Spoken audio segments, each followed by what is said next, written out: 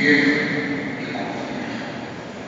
Mas antes disso, São João nos recorda do derradeiro livro das Escrituras Sagradas, ou seja, o último livro, um fato que mudou por completo a nossa essência e a história da humanidade.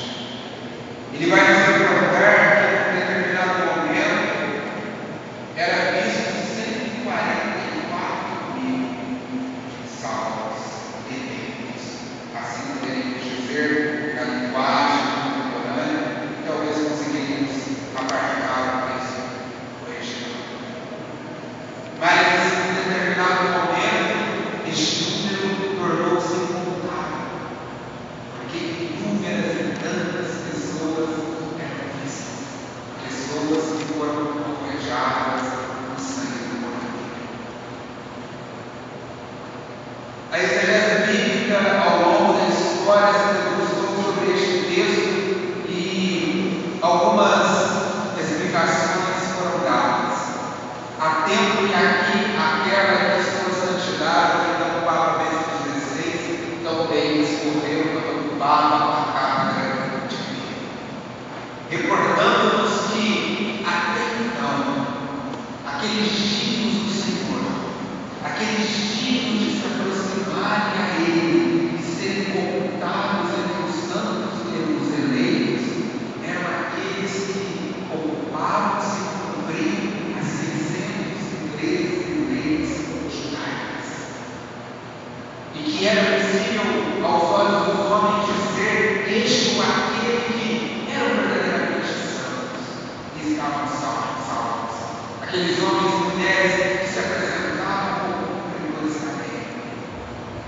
Mas o Senhor Jesus, dando a sua vida por nós, entregando-se ao madeiro da cruz, é aquele que regenera toda a humanidade, aqueles antes de si e depois dele, porque a obra redentora de nosso Senhor Jesus Cristo é total, que abrange todo o tempo e toda a história.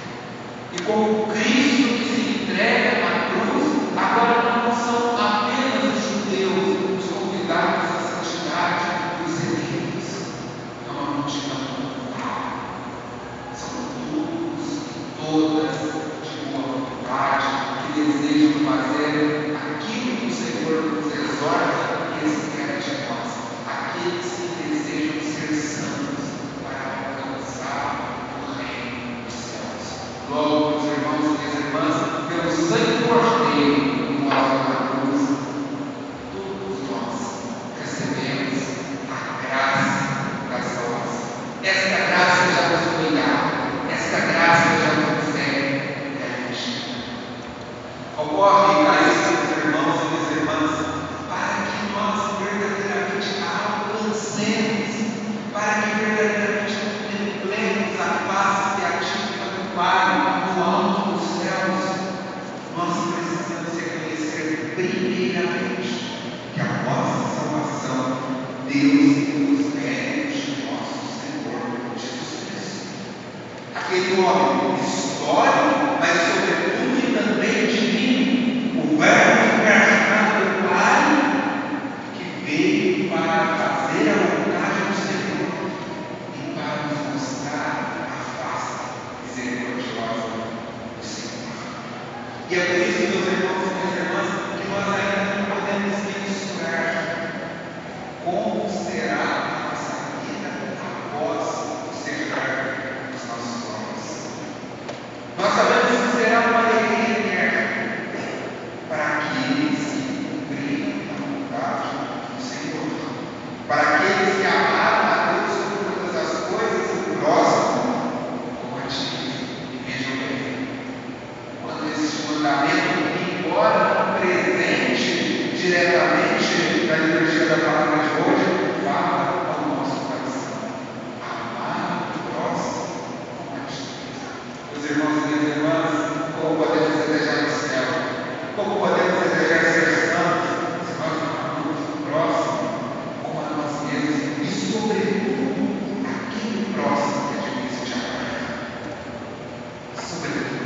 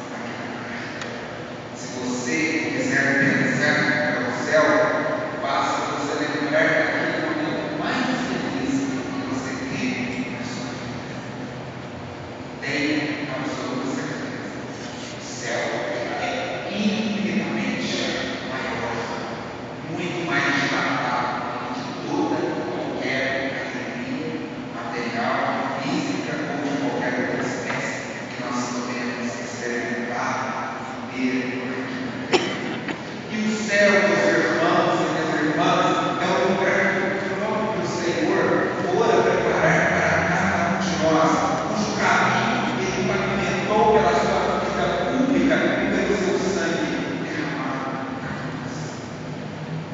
E quem serão estes que caminharão pelas vias que nos levarão ao céu? Os santos e santas de Deus, aqueles que fizeram a sua vontade e deram testemunho na cruz. E quando nós fazemos essa afirmação que o céu é dos santos e o céu é para os santos, nós primeiramente precisamos nos perguntar: quem são os santos? Como alcançar essa santidade?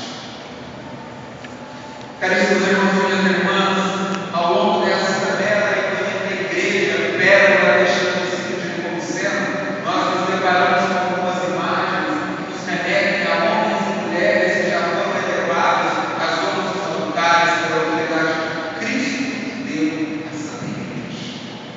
Mas não pensemos que estamos tão distantes deles, porque com exceção da Santíssima Virgem Maria, aquela que foi preservada de todo pecado, não pelos seus méritos, mas pela graça de Deus, todos eles, São Geraldo, São José, Beato da Pedro, Beato da Chica, São João do Céu, cometeram pecado,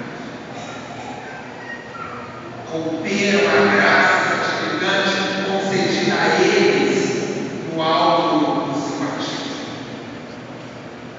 E certamente, meus irmãos e minhas irmãs, isso acontecerá hora ou outra em nossa vida. Quantas vezes, mesmo conhecendo quem é o Senhor, mesmo professando a nossa fé nele, nos deparamos em um momento que não fomos fiéis ao Senhor, que fomos pecadores, que não amamos como devemos amar, que não procedemos como devemos proceder, quando não fomos fiéis ao Senhor e à sua palavra. Mas isso não nos impede, meus irmãos e minhas irmãs, de verdadeiramente sermos santos e alcançarmos a morada eterna do céu. Pois, se fizermos do Evangelho de São Mateus, do capítulo 5, que escutamos na noite de hoje, um plano de vida, meus irmãos e minhas irmãs, certamente seremos santos e certamente seremos dignos do alto do céu. No sermão das bem-aventuranças, nós nos deparamos com aquilo que devemos ser, com aquilo que devemos fazer. O homem e a mulher que devemos, a duras penas, trabalharmos para construir, porque somente assim alcançaremos o céu. E vejam bem, meus irmãos e minhas irmãs, os bem-aventurados que o Senhor elege, os pobres de espírito.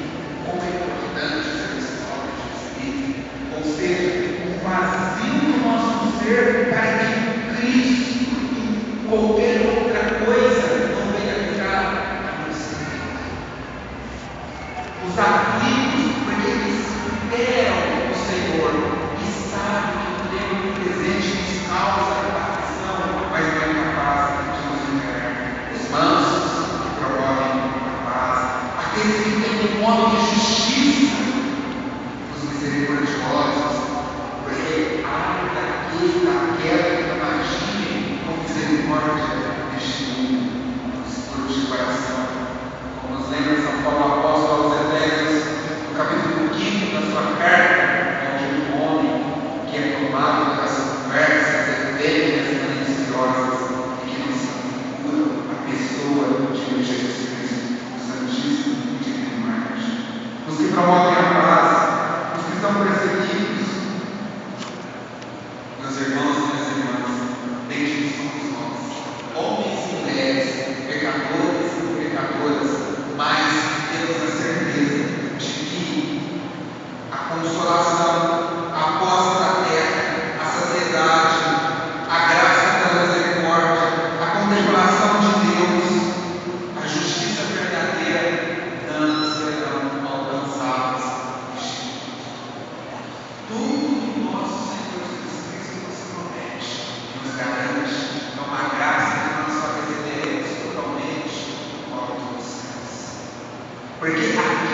verdadeiramente a nossa alma anseia, aquilo que verdadeiramente é capaz de nos preencher verdadeiramente, é o céu. E não há nada neste mundo que possa dar preenchimento e cumprimento a este desejo que a nossa alma tanto deseja. Mesmo que venhamos a cessar a fome no mundo todo, mesmo que venhamos a acabar com todas as guerras aqui e acolá, ainda assim a nossa alma continuará a ter sede de Deus. Este Deus que já nos mostra como é possível conviver com a graça, mas que totalmente só nos será concedida ainda não, ou seja, eternamente. Deste modo, o que difere o santo daquele que não é santo? O que difere o homem que é salvo, que alcança a salvação já nos dada por Jesus, daquele que perde a salvação? É o desejo de ser santo. Eu vou lá e peco, mas o santo é aquele que reconhece a sua miséria, sabe que é pecador, mas volta os seus olhos para o Senhor e se apresenta: Senhor, aqui estou. Perdoa os meus pecados, perdoa as minhas falhas, porque sei que sou miserável. Fortaleça-me para que eu não torne mais a pecar e caminhe junto da sua graça. E é por isso que os santos fizeram. Pecaram, mas pediram perdão ao Senhor, foram perdoados e diariamente lamentavam por meio da oração, por meio da Eucaristia, por meio da comissão, por meio da busca pela justiça.